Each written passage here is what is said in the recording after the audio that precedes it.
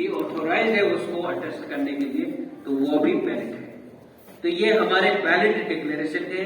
और जैसे डिक्लेरेशन हमें पूरा पता लग जाता है कि ये हमने देख लिया कि ये डिक्लेरेशन वैलिड है, इसको एक अलग ट्रे में रख दिया जाएगा कि वैलिड डिक्लेरेशन है।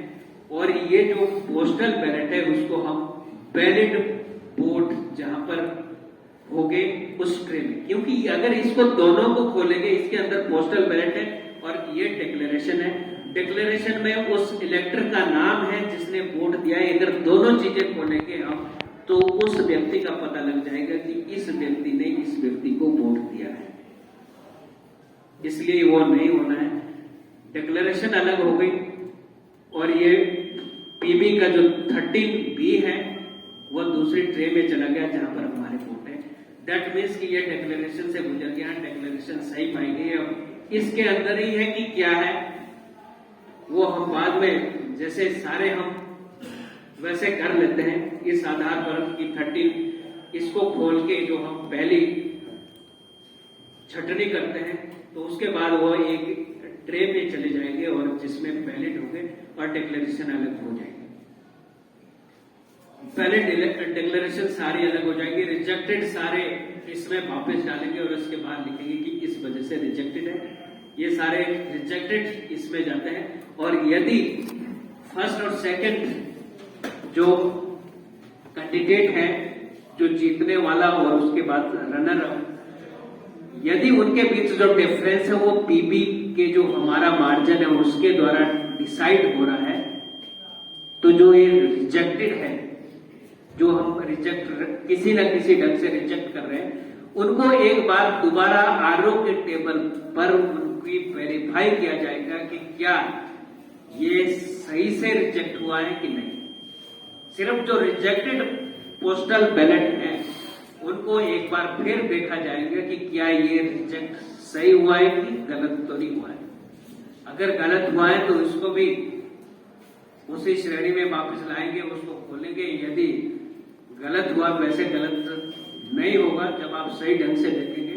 यदि कुछ डाउट होता है तो रिटर्निंग ऑफिसर वहां है, आपके टेबल पे एक एआरओ भी होंगे, एआरओ वहीं पर होंगे। फिर भी यदि डाउट हो तो आप एआरओ के माध्यम से वो रिटर्निंग ऑफिसर के पास आएंगे और बताएंगे कि कुछ इसमें दिक्कत तो नहीं है, क्या प्रॉब्लम है, किस आधार पर ये रिजेक्ट होना चाहिए कि नहीं होना चाहिए। उसके बाद बैलेट डिक्लेरेशन अलग हो गई, ये हमारे रिजेक्टेड अलग हो गए।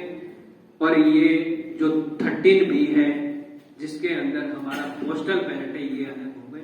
उसके बाद हम ये वाली ट्रे उठाएंगे, इसके अंदर से हम एक एक पोस्टल बैलेट निकालेंगे और किस कैंडिडेट के लिए है उस हिसाब से 25-25 के इसमें रख देंगे कि 25 मतलब आप डालते जाएंगे एक एक कैंडिडेट के। जैसे आपके पास 500 खत्म हो जाते हैं फिर आप 25-25 के पर कैंडिडेट वाइज बनाएंगे।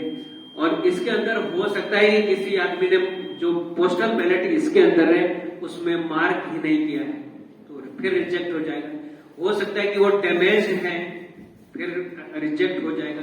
हो सकता है उसने एक या दो, एक से ज्यादा कैंडिडेट को वोट दिया है और उसकी इंटेंशन का पता करना। जब दो जगह टिक लग गई, एक उसके चुनाव चिन्ह पे वहां पर लग गया, एक खाली स्पेस पे लग गया, दूसरे के वहां पर उन्होंने उसके फोटो पे लगा दिया, तो उससे हमें ये पता नहीं लग रहा है कि किस व्यक्ति को वोट देना चाहता है, तो इसलिए वो रिजेक्ट हो जाएगा। फिर वो दूसरी श्रेणी में जाएगा कि वो इसलिए रिजेक्ट हो गया। इसके अंदर फिर वापस रख देंगे उसको और लिखेंगे कि क्यों रिजेक्ट है, क्या ये डबल मार्क किया है, क्या कोई मार्क नहीं है, या फिर कुछ उसने ऐसा मार्क लगाया है जिससे इलेक्टर को आइडेंटिफाई किया जा सकता है, तो रिजेक्ट हो जाएगा।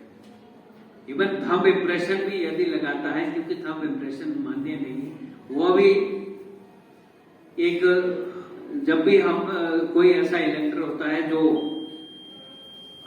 पढ़ नहीं सकता है, लिख नहीं सकता है, तो यदि उसका भी हम जब सिग्नेचर करने के लिए बोलते हैं तो थंब इंप्रेशन लगाते हैं, तो वो भी आइडेंटिफाई किया जा सकता है किसी भी स्टेज पे, तो वो नहीं होना चाहिए, तो वो रिजेक्ट हो जाएगा, तो वो भी रिजेक्टेड इसमें।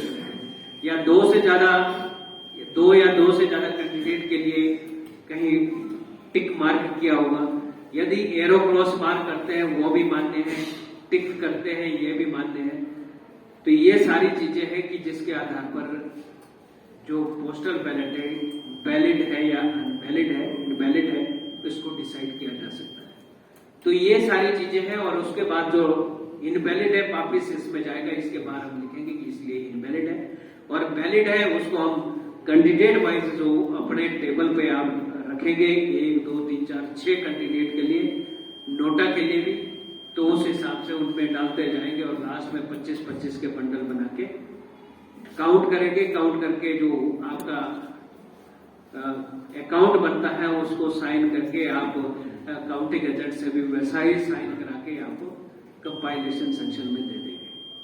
तो बस इतना सा है। तो ये हमारा काउंटिंग का पूरा प्रोसेस रहेगा। यदि इसमें किसी को कुछ ऐसा है कि कुछ स्पष्ट नहीं हो रहा है कि क्या क्या